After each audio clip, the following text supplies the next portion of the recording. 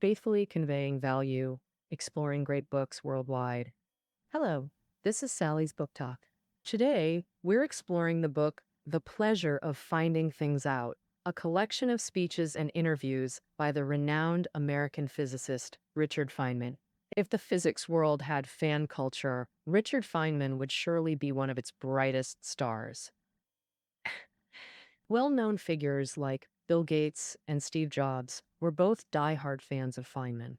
In the TV show The Big Bang Theory, the production team borrowed Feynman's van. Sheldon danced around with joy after sitting in his idol's van.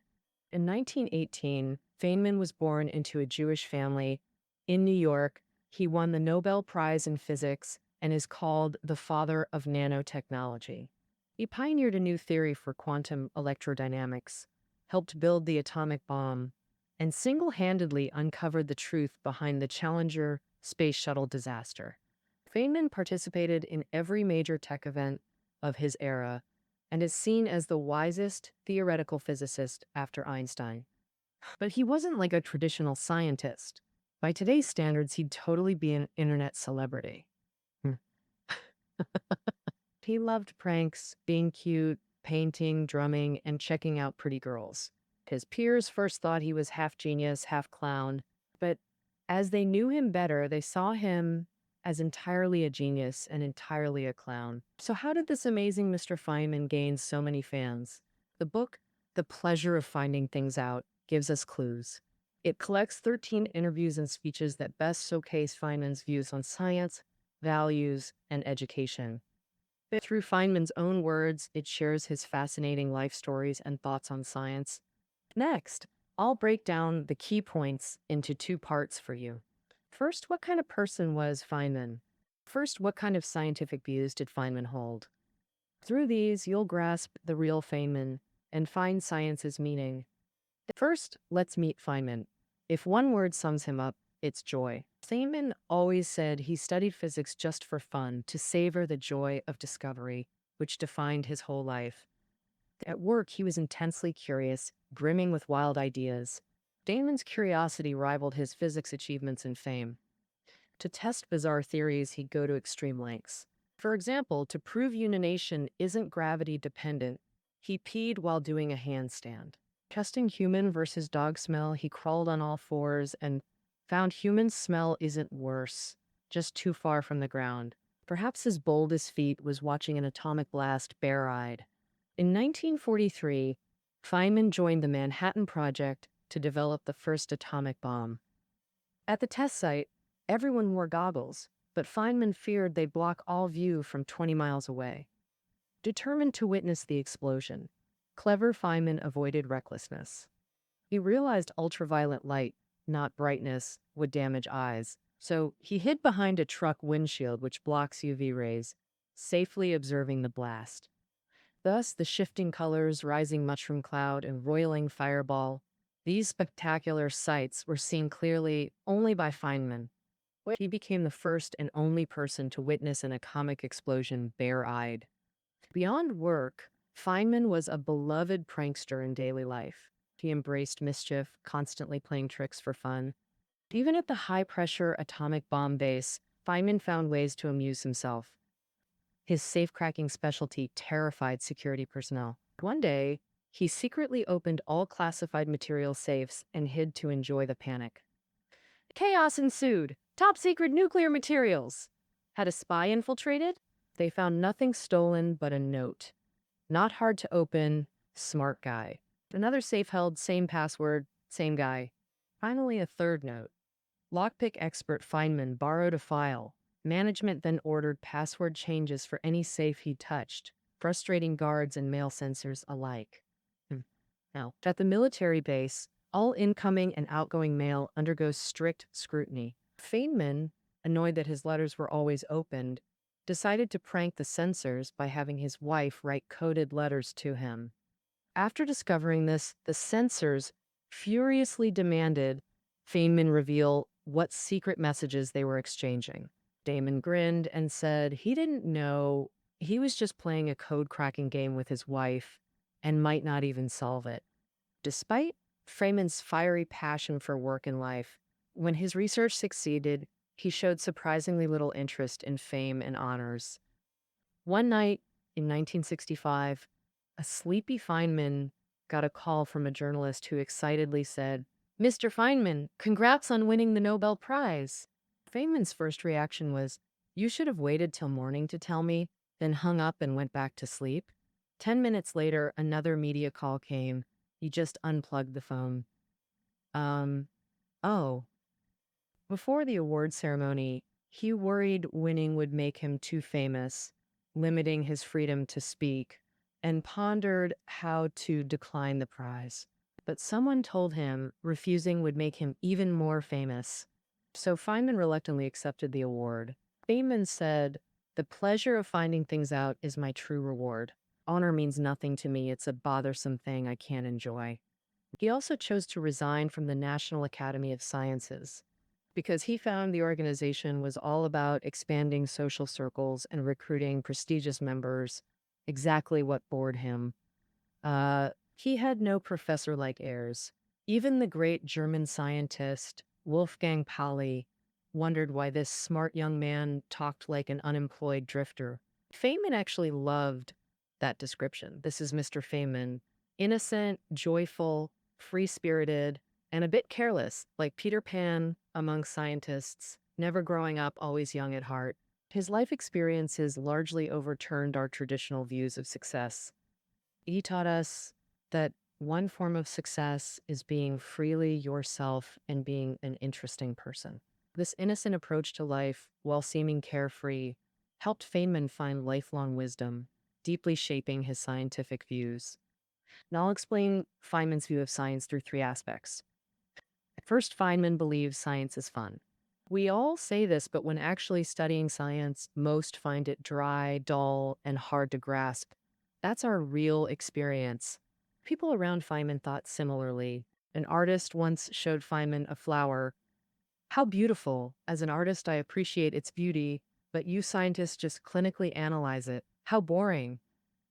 Feynman thought this was nonsense. While lacking the artist's aesthetic sense, he envisioned the cells and complex reactions within, a beauty others couldn't see. Beauty exists at every scale, even microscopic. A blooming flower attracts insects for pollination. This means insects sense colors or scents. Do they experience beauty too? How does insect aesthetic experience differ from humans? Such questions prove scientific knowledge adds beauty and mystery to flowers, making them more fascinating. Science seems boring because science communication fails. Feynman argued learning science isn't about memorizing terms but sparking curiosity. Feynman's father provides a perfect teaching example. Young Feynman was playing in a field when a friend asked, "See that bird? Do you know its name?" Feynman said no. The friend smugly replied, "It's a brown-throated thrush. Your dad taught you nothing?" But Feynman's father had taught differently. "See that bird? In English, it's a brown-throated thrush. Italians call it chuto lepidida. Portuguese say hom de terra. Japanese call it katano tekida. But knowing all its names worldwide means nothing. You've only learned labels. Now let's observe what the bird actually does instead. Its habits, food sources, that's what truly matters." Feynman used this to show knowing a name and truly understanding something are worlds apart. Science is a way of thinking, not just a concept. It's terrible if classes are only about answering questions and learning mysterious jargon, like gravity makes things fall or shoe soles rub due to friction and such. Without concepts like gravity or friction, could you still explain these phenomena clearly? If not, you've learned nothing but concepts, which might not be the worst. What's worse is you might instantly lose interest in science. Feynman avoided complex equations to preserve students' curiosity. Once at a conference, a stenographer checked if he was really a professor, because surprisingly, the stenographer understood every word he said. Besides dry concepts, another joy killer is science's utilitarianism. People always ask, what's the use and what economic benefits before starting research? An astronomer friend on a radio show told Feynman he struggled to explain astronomy's practical value. Without that justification, he couldn't get funding. Feynman argued that if practical value means fulfilling needs, then science's joy is practical value itself. Satisfying curiosity is a human need, and it often yields unexpected value. Feynman personally showed how useless science can unleash value. Once in a campus cafe, seeing students toss plates, he wondered if he could formulaically describe rotation wobble relationships. After effort, he proved that at small wobble angles, rotation speed is twice the wobble speed.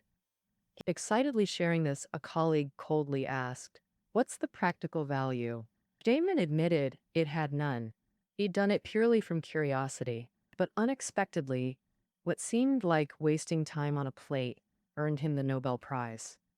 Because the plate's motion law also applied to electron rotation, his plate curiosity reignited his quantum electrodynamics research, leading to the Nobel, the ultimate reward for following his interests. Their Feynman enjoyed science as fun. He wasn't frivolous. On the contrary, he demanded absolute rigor for scientific truth.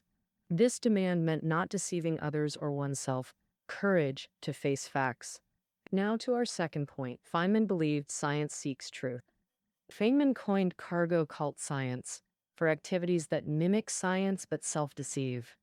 On the South Pacific island lived uncivilized natives called the cargo cult people. During 24, Allied planes transported supplies via these islands.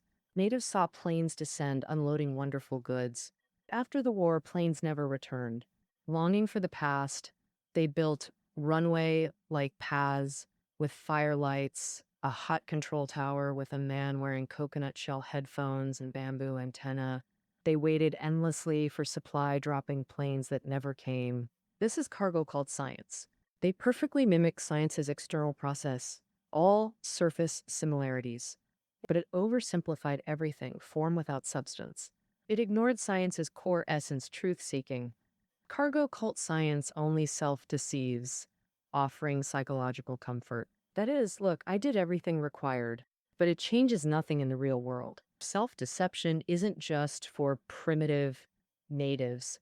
Ordinary people and scientists alike fall into cargo cult science. A common example, an ad claiming, "Weakened cooking oil doesn't soak into food." Factually true, but not the whole truth. At certain temperatures, no oil soaks into food. But at other temperatures, all oils soak in, including Vicin. So the ad presents partial truths, utterly factual, yet deceptive. Science should convey complete, unbiased facts.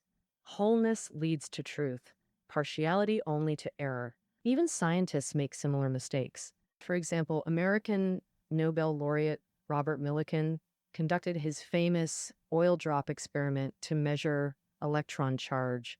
By today's standards, his measurements were inaccurate. Strangely, long after Millikan, researchers replicating the experiment kept getting similar results. The error should have been caught quickly, but everyone assumed I must have miscalculated. They'd hunt for reasons behind imagined mistakes until getting similar results, then felt relieved. Then they'd discard data deviating from Millikan's, perpetuating the error with clear conscience. Even Einstein self-deceived. He discovered cosmic expansion, but insisted the universe was static. To fit this unscientific belief, he artificially created a cosmological constant to cancel expansion. Later, he admitted this was his greatest blunder. These examples show we often know the truth but choose self-deception for mental comfort.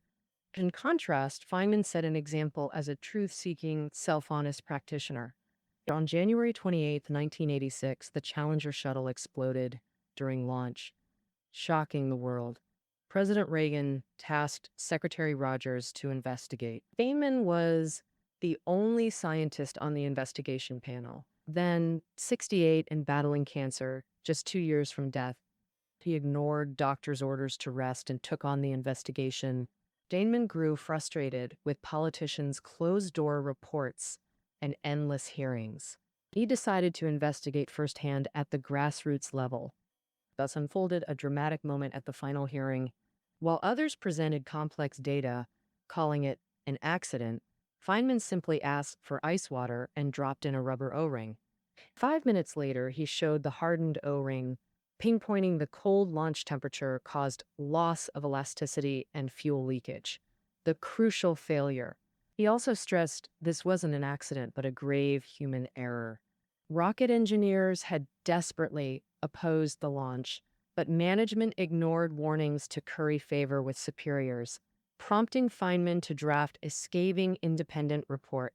Secretary Rogers urged him to soften his language for political expediency. NASA had lost both funding and public trust. But Feynman refused to compromise, writing to Rogers, "My only duty is to uncover the truth." Without his persistence, this space tragedy might never have been confronted. His integrity and truth-seeking command deep respect. So how can we embody this truth-seeking spirit?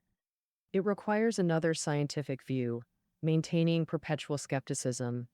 We summarize this as our final point.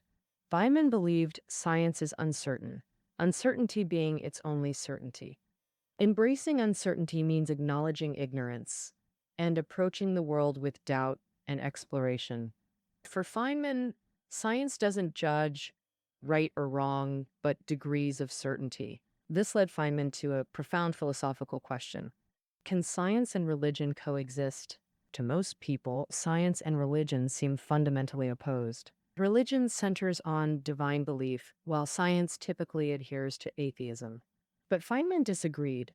Since science can't prove or disprove God, coexistence is possible. Feynman noted while over half of scientists disbelieve in God, many harmoniously embrace both science and faith. True scientists don't judge absolutes, they assess probabilities. A religious person might declare, God exists, while a scientist would state, here's the probability of God's existence. Thus, scientists approach faith differently. God's existence is religious, its likelihood is scientific. This distinction lies at the heart of their compatibility. When we abandon absolutism, religious faith and scientific spirit needn't conflict, both within and beyond science. Uncertainty is essential. You might think scientific laws are called laws precisely because they're fixed and unchanging, right? Actually, there's no contradiction. Scientific laws can't exhaust all observations and experimental results. They're just filtered best guess approximations at the time. Like sifting rice, when we invent finer sieves with smaller meshes, they catch previously missed errors, revealing new laws. Thus, all scientific laws and theorems inherently contain guesswork and uncertainty. For example, people once believed motion didn't affect an object's mass until technology improved experimental precision thousands-fold, yielding different conclusions. Now we know a spinning top weighs about 1/1000th more than when stationary. If that top spun at light speed, its mass would approach infinity. Yet, we can't blame early thinkers for proposing motion doesn't affect mass as unscientific. Every scientific law and observation is provisional. Nothing can be described with absolute precision. This is why science demands constant questioning and refinement. The scientific attitude guided Feynman throughout his life. He never accepted anything as settled truth. He said, doubt and questioning are instinctive to my soul. I prefer unanswered questions to unquestionable answers. One of Feynman's greatest achievements sprang from such questioning. Physics had always relied on mathematical formulas. Finding equations was the only path to discovering laws. But Feynman persistently wondered, could intuitive diagrams replace cumbersome formulas to illustrate physical laws? Remember Feynman's plate spinning story mentioned earlier? That plate research led him to invent a simple graphical method now called Feynman diagrams. Requiring almost no formulas, these childlike doodles clearly depict quantum particle interactions. Before this, nobody imagined representing physical laws without equations. Today, Feynman diagrams have become an indispensable tool in quantum physics research. Feynman said, only when we admit our ignorance can we give other ideas a chance. To make progress, we must leave room for the unknown. That covers the main content of the pleasure of finding things out. He introduced us to Feynman, a beloved and admirable scientist whose approach to science was filled with joy. This joy isn't about fame or material satisfaction.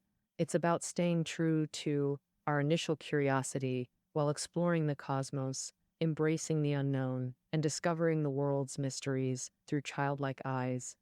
This joy is a faith. Its power transcends time, deeply moving us even today. Well, the pleasure of finding things out. That concludes our exploration of this book. Reading notes are below the audio. See you tomorrow.